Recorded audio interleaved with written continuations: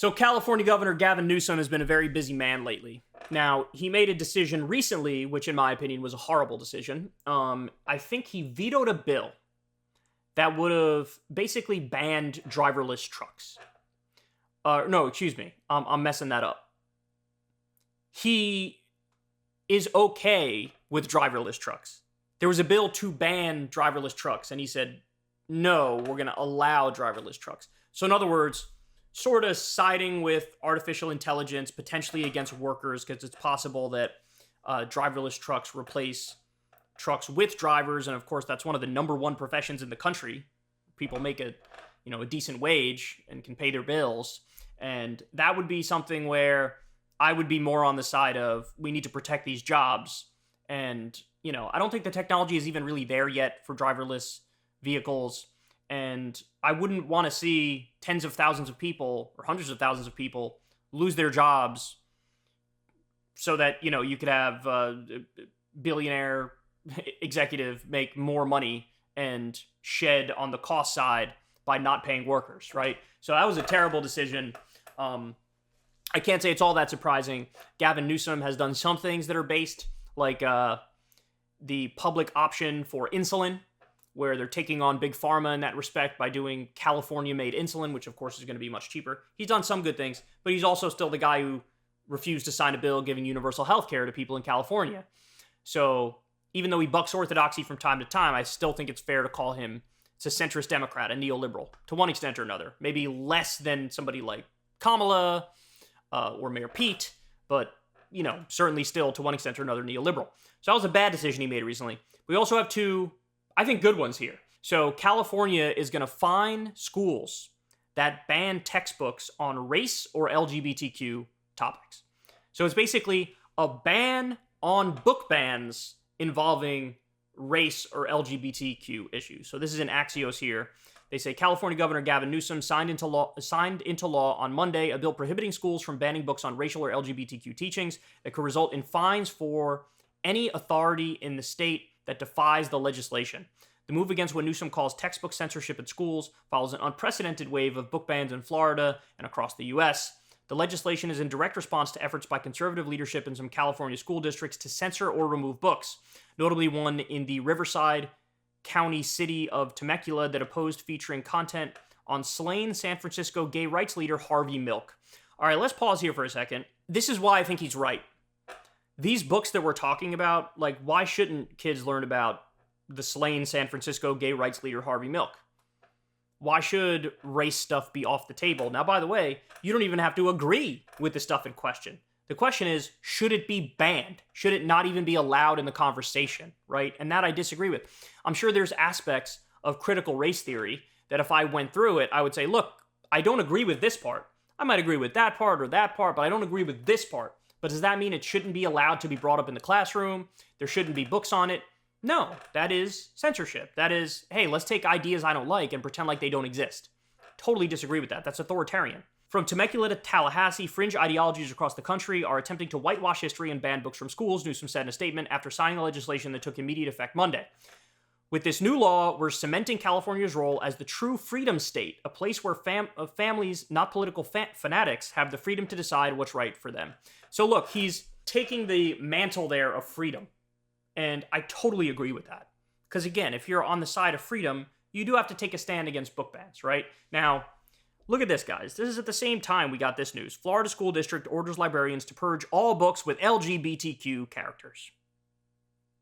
See, now this is the thing. When you have these conversations with people on the right, what they like to do is bring up one or two examples of borderline cases where it's a book involving some lewd sex act.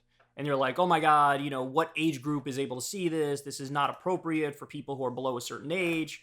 And on those arguments, I think most reasonable people go, yeah, when you get to a certain age, obviously you don't want lewd sex acts in the books, right? But what they do is they bring up this example and pretend like the entire conversation around book bannings is about lewd sex acts being showed to 7-year-olds or whatever. But that's not true. In fact, we went through what's called the PEN America report. And in the PEN America report, they detail what percentage of the book bans are in different categories. And what you find out very quickly is, I believe the number was only about 20% of the book bans are about sex-related stuff. And even for those sex-related stuff bans, not all of them are like borderline cases where it's too extreme or whatever. We could be talking about a book that could be used in a health class in 7th grade, right? And they still might try to ban it when it's like, hey, you're supposed to be learning about this in 7th grade. You're supposed to be learning about reproduction. You're supposed to be learning about the naughty parts, right? Now, again, they could find a handful of examples of like, maybe this goes too far. And there's a reasonable debate and discussion to be had around that. But when they pretend like the entire conversation is that is disingenuous to the max. Because again, we went through the numbers in the PEN America report. Some large percentage of the book bans are over violence-related stuff. Some large percentage is over race-related stuff. Some large percentage is over LGBTQ-related stuff. And so it's not the reality that like, no, this is definitely egregious. This is definitely crossing a line. No, in most instances, there's no line being crossed at all, and it is clearly ideological from the right wing, where they don't want things to be taught that they don't personally like. So look, given that we have this happening all over the country, all these book bans, the fact that he's doing this and saying, hey, we're going to stand on the side of freedom, I think that's a good thing. Now, I also have one more thing that he did to share with you guys. I thought this was pretty interesting as well. California Governor Newsom signs law raising taxes on gun and ammunition sales to pay for school safety and violence prevention. Again, I think that's a great idea. Funny enough, I think he took it from a Chris Rock bit, where he was like, Chris Rock said, I don't really believe in gun control, but I do believe in bullet control. He was like, if each bullet cost, I don't remember what he said, $1,000 or something like that, well, there'd be a hell of a lot fewer shootings, right? And it's kind of in line with that. So you're going to raise taxes on guns and ammunition and use that money for school safety and violence prevention. I think that's a good thing.